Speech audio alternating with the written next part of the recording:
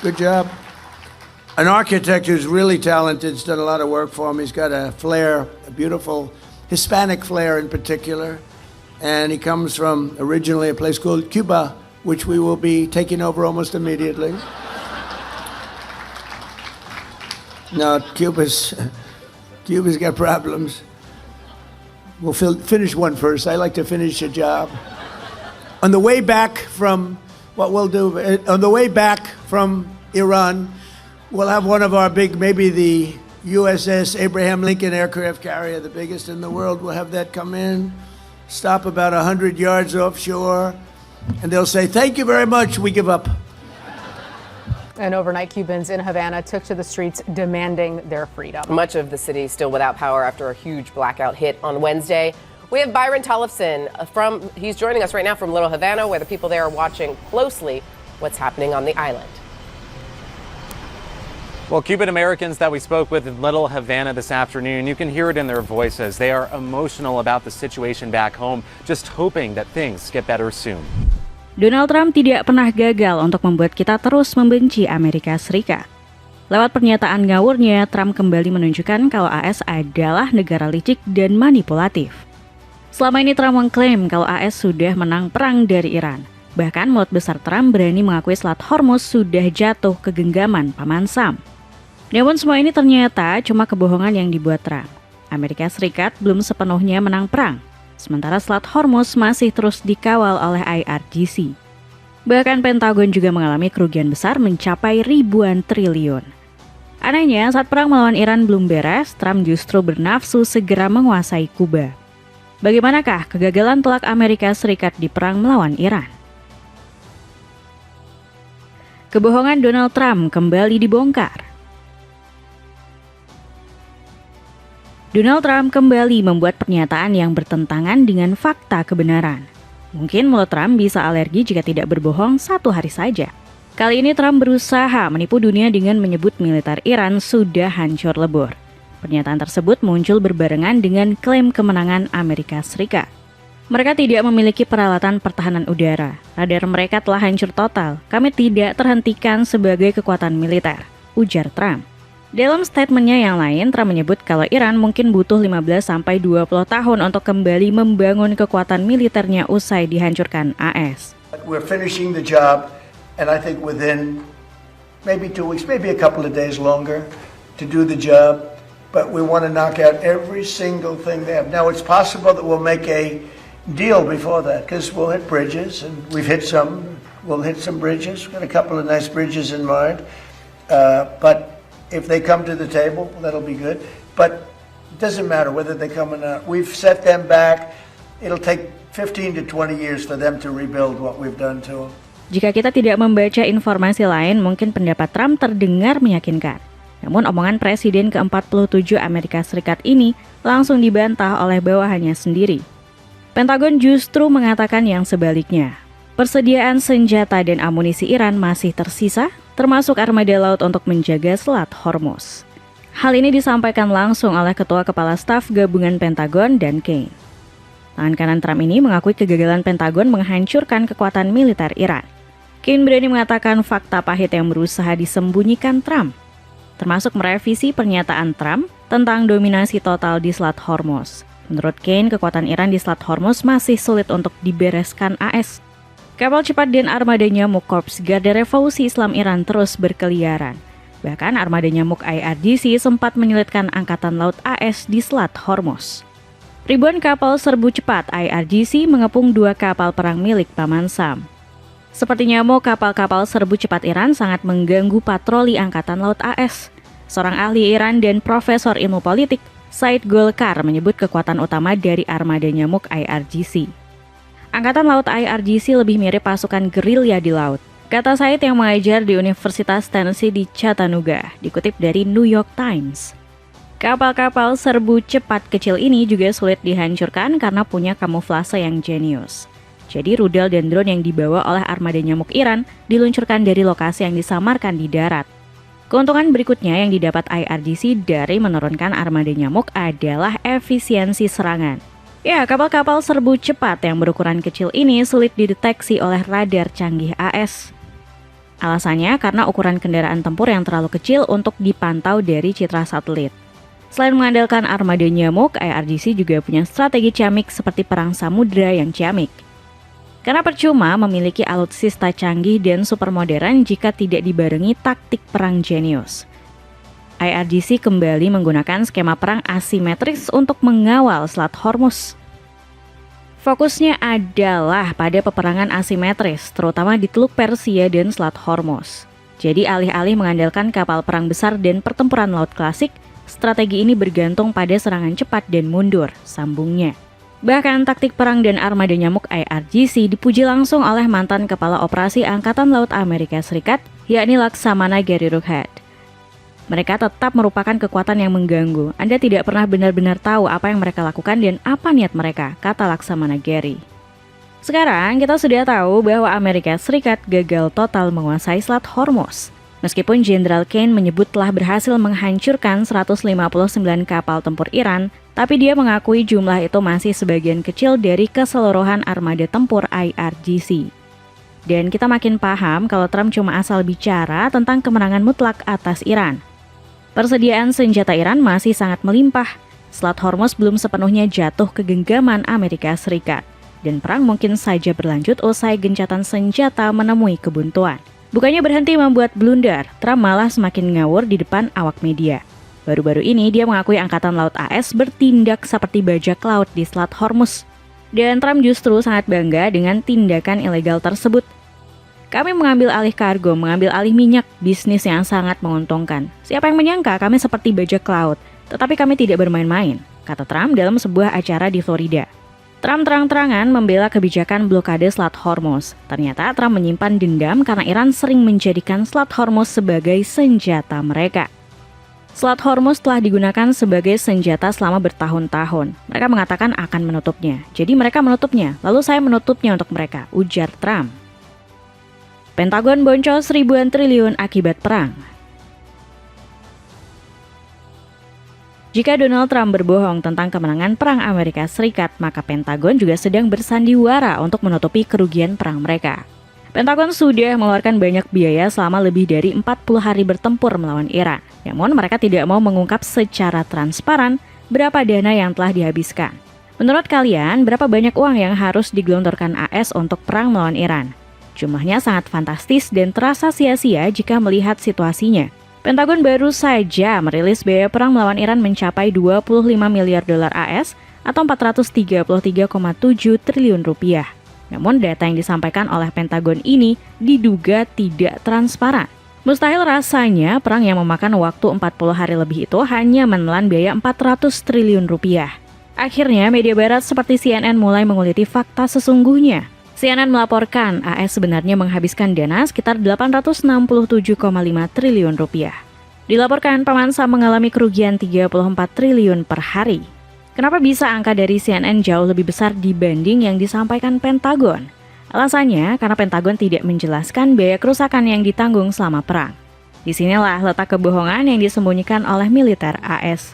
Kita semua tahu kalau pangkalan-pangkalan AS di Timur Tengah hancur lebur karena serangan Iran. NBC News melaporkan kalau kerusakan berbagai fasilitas militer AS ini mencapai 86 triliun rupiah. Cakupan kerusakan yang terjadi pun tidak main-main. Mulai dari landasan pacu, sistem radar canggih, puluhan pesawat, gudang, pusat komando, dan infrastruktur komunikasi satelit di Timur Tengah berhasil dirusak oleh Iran. Salah satu yang paling fatal adalah pangkalan militer Camp Buehring di Kuwait. Bukti-bukti kehancuran pangkalan militer AS di Kuwait akhirnya terbongkar. NBC News mengumpulkan 30 video dan foto puing-puing pangkalan militer Camp Buehring. Salah satunya sebuah video saat tentara AS terperangah melihat kepulan asap hitam yang muncul akibat hantaman rudal-rudal Iran di pangkalan tersebut. Bahkan ABC News berhasil mewawancarai seorang prajurit Amerika Serikat yang selamat. Sersan Kepala Corny Hicks menjadi orang yang paling beruntung yang terhindar dari maut saat rudal-rudal Iran menghantam pangkalan Camp Buehring. Kepada ABC News, Sersan Corny menceritakan betapa horornya serangan Iran saat itu. Turning my head to the left and I seen the nose of that drone pop through, and as soon as it did, I knew what it was. Turned to my right, and that's when it blew up and just blew the whole building apart. Wounds on my face from shrapnel, so when I smile, it I can't smile very well. I got shrapnel wounds on my arm, severing an artery, impact my groin area, and I still have shrapnel coming out of me. It's just popping out of. Jika laporan dari media CNN menyebut kerugian Pentagon mencapai 867,5 triliun rupiah, maka Iran menyebutkan angka yang lebih fantastis. Negeri para mula memprediksi kerugian Pentagon mencapai 100 miliar dolar AS atau setara 1.733 triliun rupiah. Menteri Luar Negeri Iran Abbas Araghchi menuduh Pentagon dan Trump telah berbohong dalam menggambarkan kerugian perang. Dalam postingan di sosial media X, Araghchi menyebut kalau semua kerugian ini terjadi karena AS mengikuti kemauan Benjamin Netanyahu. Pentagon berbohong, taruhan Netanyahu sejauh ini telah secara langsung merugikan Amerika sebesar 100 miliar dolar AS, 4 kali lipat dari angka yang diklaim. Ini semua karena kebijakan rezim Trump Israel pertama selalu berarti Amerika terakhir, tutur Araghchi. Sekarang, Trump di persimpangan jurang yang apapun pilihannya bakal berakhir buruk untuk Trump. Sebelumnya, politikus berambut pirang ini mengeluarkan statement arogan. Trump bilang jika perundingan damai tidak bisa disepakati, maka AS akan kembali menyerang Iran. Ia mengaku sangat tidak menyukai proposal perundingan damai milik Iran. A ceasefire took hold in the war between Iran and the United States, but a permanent end to the conflict, it still seems as distant as ever. Talks planned for last week were canceled, and a new proposal from Iran yesterday has yet to get any formal response from Washington. As the conflict drags on, global trade continues to suffer. Inilah alasan kenapa Trump masih ngotot ingin kembali menyerang Iran. Saya tidak tahu apakah kami harus memulai perang lagi, tapi saya rasa kami memang harus menyerang mereka sekali lagi, tegas Trump. Jika memilih untuk melanjutkan perang, maka Trump sama saja mendorong negaranya untuk bunuh diri perlahan, karena perang sama dengan memperbesar kerugian Pentagon. Namun jika Trump memilih untuk menghentikan perang, lalu AS gagal mendapatkan perundingan damai yang menguntungkan, maka martabat Amerika Serikat sebagai negara adidaya bakal runtuh. Pasalnya, bagaimana bisa paman Sam yang superior ini takluk dari negara miskin seperti Iran? Inilah alasan kenapa Trump masih bermain tarik ulur di meja negosiasi. Lalu sesekali memberikan ancaman kepada Iran untuk segera menyerah. Padahal sebenarnya Trump sedang menyembunyikan rasa panik yang mulai menggerogoti dirinya sendiri. Kaos keren dari Aero Street ini lagi diskon 60%. Cek linknya di bawah ini. Tiba-tiba serang Kuba setelah gagal menaklukkan Iran. Meski sudah dipermalukan Iran habis-habisan, Donald Trump belum kapok membuat masalah. Kakek-kakek tua ini masih ngide ingin mencaplok Kuba secepat mungkin. Bayangkan betapa kesalnya para pejabat Gedung Putih melihat kebijakan labil Trump. Seolah-olah mereka sedang dipimpin oleh remaja puber yang sering pelin-pelan mengambil keputusan. Good job. An architect who's really talented, has done a lot of work for him. He's got a flair, a beautiful Hispanic flair in particular. And he comes from originally a place called Cuba, which we will be taking over almost immediately. Bahkan Trump dengan nada arogan menyebut salah satu kapal perang nuklir Amerika Serikat akan mampir ke Kuba. Dalam pidatonya, Trump mengisyaratkan kalau USS Abraham Lincoln yang akan dikirim ke sana. On the way back from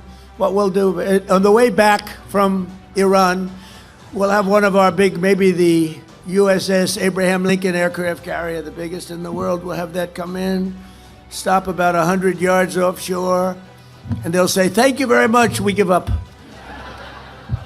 Trump mengira Kuba akan dengan mudah ditaklukkan oleh paman Sam. Memang Kuba sedang berada dalam kondisi sekarat karena terus dihukum sanksi ekonomi AS. Bahkan Trump baru saja menjatuhkan sanksi baru kepada negara di Kepulauan Karibia ini.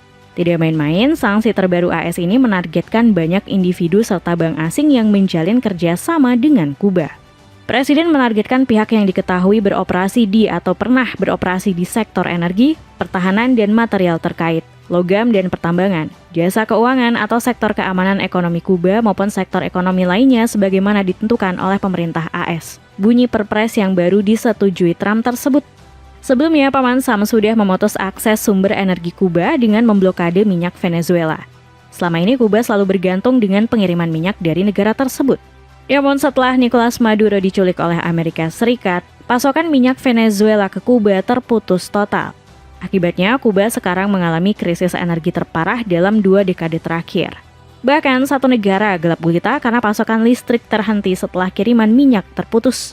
And overnight, Cubans in Havana took to the streets demanding their freedom. Much of the city still without power after a huge blackout hit on Wednesday.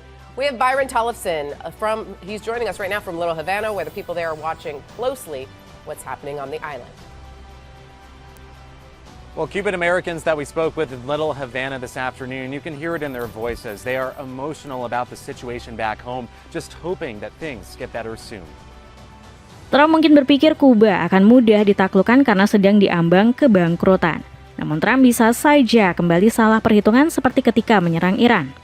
Pasalnya, serangan terhadap Kuba berpotensi membangkitkan amarah negara-negara Amerika Latin dan Karibia. Presiden Meksiko Claudia Sheinbaum menegaskan rakyat Kuba tidak sendirian. Mereka akan mendapat dukungan dan solidaritas penuh dari Meksiko untuk menentang embargo AS. Akan ada lebih banyak dukungan, rakyat Meksiko selalu solidar. Tidak ada yang bisa mengabaikan situasi yang saat ini dialami rakyat Kuba akibat sanksi yang dijatuhkan oleh Amerika Serikat, tegas Sheinbaum. Kecaman keras juga disampaikan oleh Presiden Kolombia Gustavo Petro atas krisis yang menimpa Kuba. Petro yang sempat menjadi target penculikan tentara AS menyebut kejahatan Trump sudah melebihi Adolf Hitler. Apa yang Trump lakukan pada Maduro bahkan tidak pernah dilakukan oleh Hitler, Franco, atau Salazar. Amerika Latin harus bersatu atau kita semua akan diperlakukan sebagai budak rendahan oleh AS dan Trump, tegas Petro. Ditambah, Kuba juga punya relasi yang kuat dengan Rusia, salah satu rival terbesar Amerika Serikat. Selama ini hubungan diplomasi Rusia dan Kuba sangat dekat. Pada tahun 2024, militer Rusia dan Kuba pernah menggelar latihan bersama. Rusia bahkan sempat mengirimkan 4 kapal selam bertenaga nuklir ke perairan Karibia. Rusia seolah tengah memamerkan kekuatan mereka di belakang halaman rumah AS. Konvoi 4 kapal selam bertenaga nuklir tersebut menjadi aksi militer terbesar Rusia di Kuba dalam beberapa tahun terakhir. Kemesraan diplomasi Rusia dan Kuba yang terus menguat jelas bikin Trump kepanasan. Terakhir, kelompok Kuba Amerika yang selama ini mendukung Trump mulai tidak sabar. Ya, wacana penggulingan rezim komunis Kuba yang sekarang dipimpin Miguel Diaz-Canel sering digaungkan oleh kelompok Kuba Amerika ini. Namun, sekarang mereka meminta Trump segera memberi kepastian terkait regime change. Pasalnya, Trump dan Pentagon lebih sibuk mengurus perang melawan Iran. Kelompok anti-komunis Kuba yang kebanyakan berada di Florida ini bisa menjadi bumerang untuk Trump.